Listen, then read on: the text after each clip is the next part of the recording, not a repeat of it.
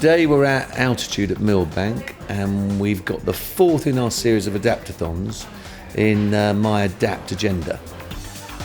We're going to be hearing from a range of people, from client and agency. This is not just an IPA event, this is an IPA and ISBAR event.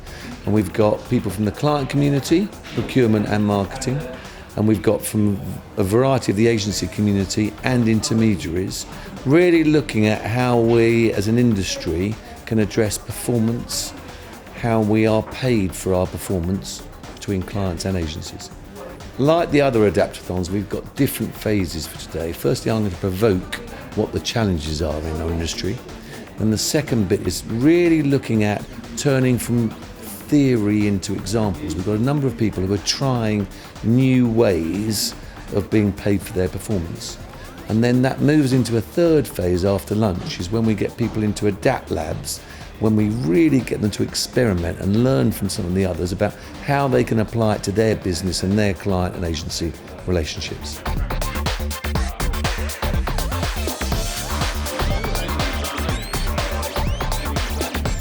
The lab I was involved in today was the IPA lab, focused on risk.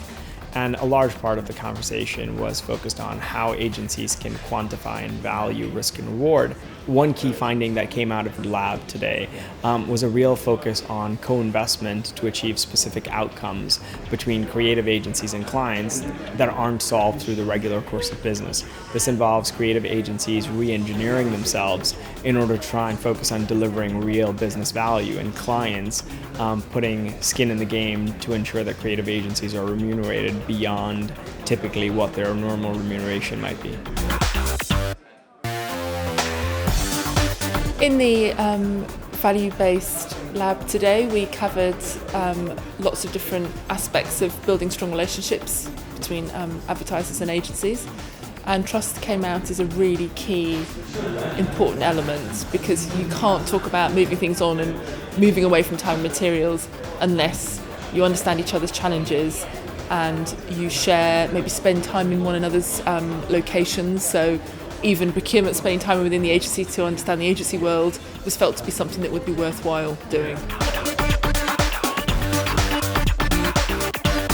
Our lab was based on time-based remuneration. We had presentations from Alan Thomas from Haystack, Janet Markwick from Grey, and David Weeks from Mondelez. They presented various ideas that are innovating the time-based model to improve agency and client benefit. Key finding from the lab is there needs to be greater collaboration between client and agency about scope of works. It needs to be a conversation. It takes time to understand what a client's requirements are. And with that greater understanding, scope of works has a longer term benefit for both parties.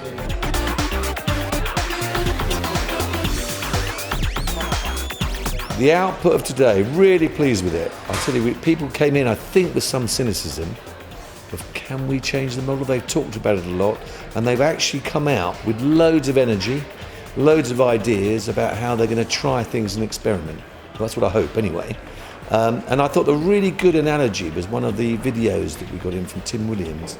He gave the analogy of, if I'm an individual and I'm investing my money in the money markets, I'll invest some in low risk, low return stock, and some in more medium risk, medium return, and some in the higher risk, higher return. And that's perhaps how agencies should look at their portfolio of remuneration with their clients.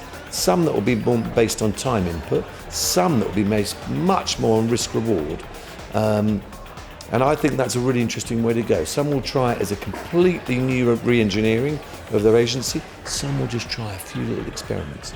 But definitely energy, definitely people moving forward, and it's now really up to them.